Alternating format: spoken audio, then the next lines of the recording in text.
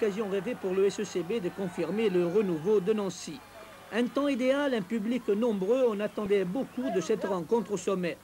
Les Girondins savaient pourtant que Monaco avait perdu à domicile contre Toulouse, l'occasion rêvée de prendre le large en championnat.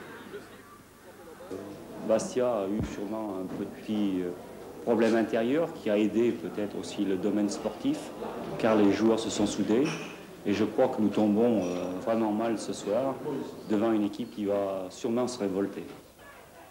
Disons-le tout de suite, la première mi-temps a été à l'avantage des Bastiais qui ont largement dominé les débats.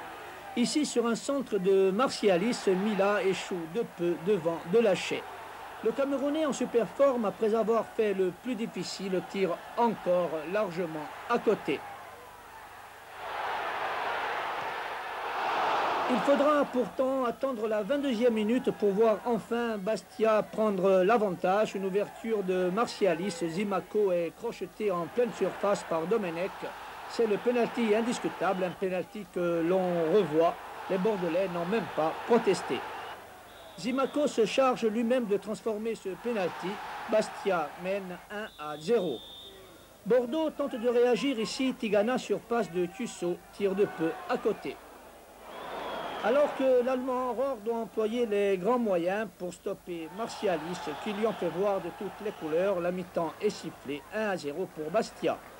Je crois qu'il y a eu une première mi-temps extrêmement difficile. On a assisté à une entreprise et beaucoup d'initiatives de la part de Sébastien, que nous redoutions, il ne faut pas le mésestimer. Et je crois que nous avons énormément souffert. Heureusement que notre sérénité, notre équilibre et notre maîtrise technique a pris le pas sur la fougue et je dirais les entreprises très vives et très rapides de cette équipe de Bastia.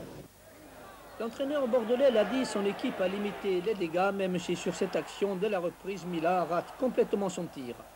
La rencontre bascule à la 51e minute, le festival Müller commence.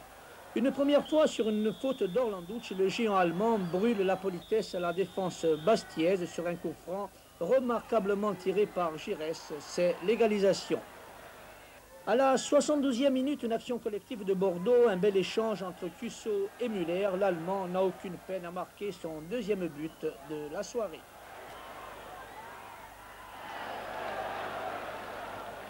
C'est trop de liberté à ces joueurs-là, et des garçons comme Lacombe, Müller ou autres. Il ne faut pas leur laisser beaucoup de champ parce qu'ils concrétisent les peu d'occasions, ils l'ont démontré ce soir. Antoine Redin ne croyait pas si bien dire. Müller aura encore l'occasion de s'en donner à cœur joie. Servi par Cusso, l'Allemand résiste aux charges de Marchione et de Natibi pour s'en aller battre tranquillement Olmet. Müller 3, Bastia 1, ce sera le score final. Il y avait déjà une petite crise avant de partir à Nancy. Bon, à Nancy, on a fait effectivement un bon match, un bon résultat. Bon, cette première mi-temps a été bonne. Malheureusement, la deuxième, elle l'a été moins. Et